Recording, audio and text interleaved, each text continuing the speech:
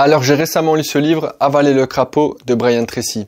Et je l'ai tellement adoré que j'ai voulu partager avec toi mes 6 leçons préférées. 6 leçons puissantes qui ont complètement changé ma façon d'aborder la productivité et j'espère que l'une d'entre elles pourra t'aider. Maintenant, si tu ne connais pas Brian Tracy, c'est un entrepreneur à succès et l'un des plus grands experts sur le développement personnel. Pendant plus de 40 ans, il a étudié les habitudes des entrepreneurs, des leaders et des personnes les plus performantes au monde pour comprendre ce qui fait vraiment la différence. Ses enseignements sont une référence pour toutes les personnes qui veulent passer à l'action, vaincre la procrastination et enfin atteindre leurs objectifs. Leçon numéro 1, avale ton crapaud dès le matin. L'idée ici, c'est que ton crapaud est la tâche la plus importante et la plus difficile à faire dans ta journée. C'est celle qui aura le plus d'impact sur ta vie si tu la fais, mais c'est aussi celle-là que tu repousses le plus. Brian nous explique que si tu commences par avaler ton plus gros crapaud dès le matin, alors tout le reste sera beaucoup plus facile dans ta journée. La plupart des gens commencent leur journée en faisant des choses faciles ou urgentes. Répondre à des mails, scroller sur son téléphone ou s'occuper de choses sans importance. Du coup, leur énergie et leur volonté diminuent au fur et à mesure. Et ils se retrouvent en fin de journée sans énergie,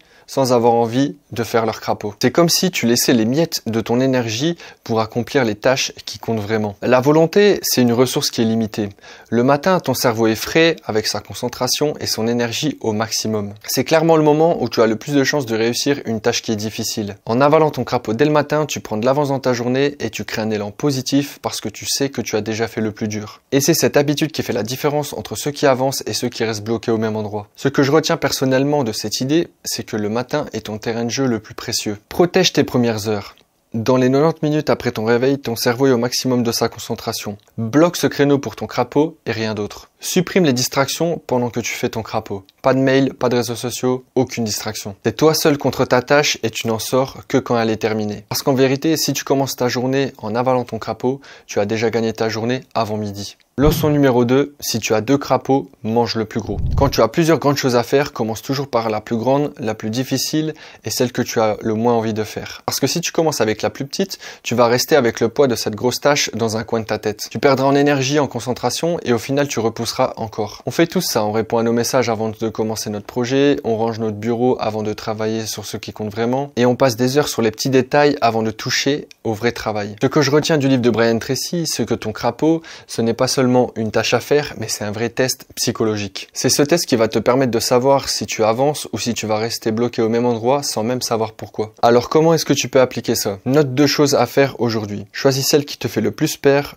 celle que tu repousserais naturellement et fais-la en premier sans réfléchir. Parce qu'une fois que tu as avalé ce crapaud, tu n'as pas juste terminé une tâche. Tu as reprogrammé ton cerveau pour arrêter de fuir l'inconfort. Et c'est ça la vraie victoire. Leçon numéro 3, le 80-20. En lisant ce livre, j'ai eu une révélation brutale. Je me suis rendu compte que la plupart des choses que je faisais n'avaient aucun impact significatif sur ma vie. Brian Tracy nous explique que trop souvent, nous confondons être occupé avec le fait d'être efficace. Et c'est exactement là qu'intervient la loi de Pareto, parce que 80% de ce que nous faisons ne nous permettent d'obtenir que 20% de nos résultats. Et 20% de ce que nous faisons nous permet d'obtenir 80% de nos résultats. En pratique, ça veut dire quoi? Ça veut dire que si tu ne fais pas attention à ce que tu fais, tu vas passer tes journées à répondre à tes mails, à scroller sur ton téléphone, à faire des choses qui te donnent l'illusion d'avancer, mais au final, qui ne changent rien. Et plus je repense à mes journées, et plus je me rends compte que c'est vrai. Le vrai danger, c'est que tu dilues ton énergie sur trop de choses en même temps. Du coup, tu te retrouves fatigué, frustré, stressé, parce que tu remarques que tes résultats n'évoluent pas. Ce livre nous explique que c'est un piège universel.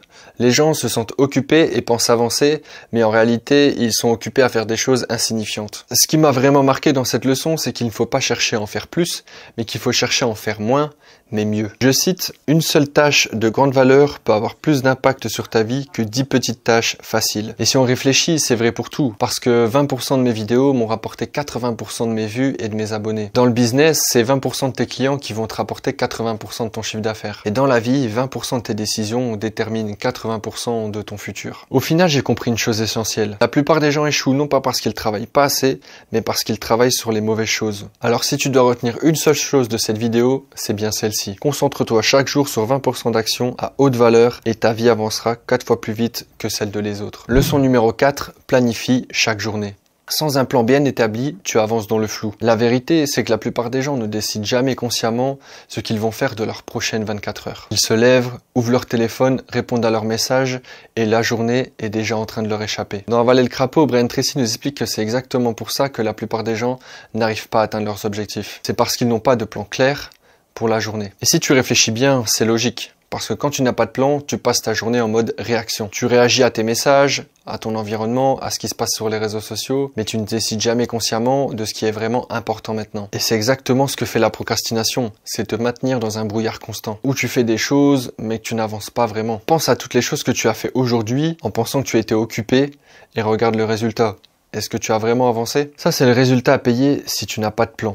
Tu te disperses et tu t'épuises. Dans ce livre, il y a une idée simple. Chaque minute passée à planifier te fait gagner 10 minutes d'exécution. Ça veut dire que passer 10 minutes le soir à programmer ta journée du lendemain peut te sauver des heures perdues. Et c'est pas seulement une question de productivité, c'est une question de contrôle. Parce qu'en fait, le simple fait de planifier te force à choisir ce qui est prioritaire, ce qui peut attendre et ce qui est inutile. En gros, tu passes d'un mode de vie passif à un mode de vie proactif. Après avoir lu ce livre, je me suis engagé à ne plus jamais commencer une journée sans avoir un plan précis. Voici un système que tu peux adapter pour toi aujourd'hui. La veille au soir, prends 10 minutes pour écrire tes 3 tâches les plus importantes du lendemain. Classe par priorité la tâche numéro 1, celle qui a le plus gros impact, les 2 autres viennent après. Bloque du temps, réserve des créneaux horaires pour chaque tâche comme si c'était un rendez-vous. Et réduis le bruit, élimine ou reporte les petites tâches secondaires. La liberté commence par un agenda rempli de choix conscients. Au final, j'ai compris une chose. Les personnes qui avancent dans la vie ne sont pas celles qui travaillent le plus, mais celles qui savent exactement quoi faire chaque jour. Planifier tes journées, ce n'est pas une contrainte, c'est une libération. C'est décider que ton temps et ton énergie vont être attribués à ce qui compte vraiment. Écoute bien ceci. Ne laisse plus le hasard décider de ta journée. Si tu ne la planifies pas, quelqu'un d'autre le fera à ta place. Leçon numéro 5, la règle des 3 tâches. La plupart des gens échouent non pas parce qu'ils manquent de motivation ou d'intelligence, mais parce qu'ils se noient dans la complexité. Brian nous donne encore une nouvelle règle très simple. Chaque jour, concentre-toi sur 3 tâches les plus importantes. Pas 10, pas 15, pas 100.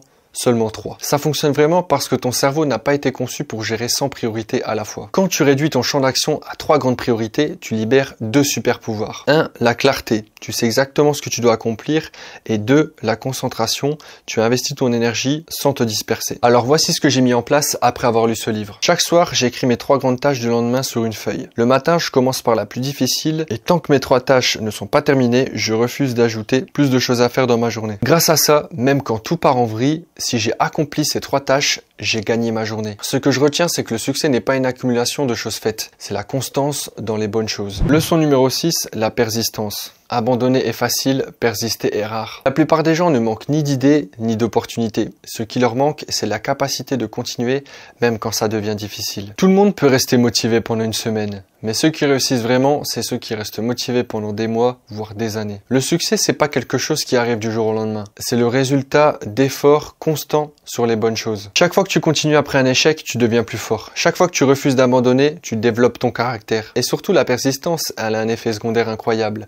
Elle décourage les futurs obstacles. La vie va toujours tester ta détermination. Mais si tu persistes, tu finiras par percer là où les autres ont abandonné. Brian Tracy dit qu'il n'y a pas d'échec si tu continues d'essayer. Pourquoi la plupart des gens abandonnent? Parce qu'ils veulent des résultats immédiats, parce qu'ils pensent que le succès devrait être facile et parce qu'ils confondent ralentir et échouer. Quand j'ai lu ce livre, j'ai compris que la persistance c'était pas un talent naturel, mais une habitude que tu peux entraîner. Alors voici le système que j'ai mis en place après avoir appris cette leçon. J'ai défini un objectif clair à long terme pour savoir exactement pourquoi je persiste. J'ai commencé à voir chaque échec non pas comme une fin, mais comme une étape vers le succès et j'ai pris l'engagement de continuer chaque jour même quand c'est difficile, même quand les résultats ne sont pas encore là. Par exemple, mon objectif c'est de vivre grâce à YouTube. Et au début j'ai dû accepter de faire aucune vue, de galérer à écrire mes scripts, de galérer à écrire mes vidéos. Mais je continue, je m'améliore, je persiste et je sais qu'un jour je vais réussir. La persistance te rend inarrêtable parce que le succès n'est pas réservé aux plus chanceux ou aux plus intelligents, mais il revient à ceux qui refusent d'abandonner, peu importe les circonstances. Alors tant que tu continues à avancer même à petits pas, tu n'as pas échoué. Et le jour où tu décides de ne plus jamais abandonner, tu deviens inarrêtable. Ce livre m'a vraiment ouvert les yeux sur la productivité. En avalant ton crapaud chaque matin, en décidant des 3 choses les plus essentielles et en te concentrant sur ce qui compte vraiment, tu peux reprendre le contrôle de ta vie. Et si tu es intéressé par d'autres livres sur le développement personnel, j'ai fait une vidéo juste ici où je fais le classement du meilleur au pire que tu peux découvrir.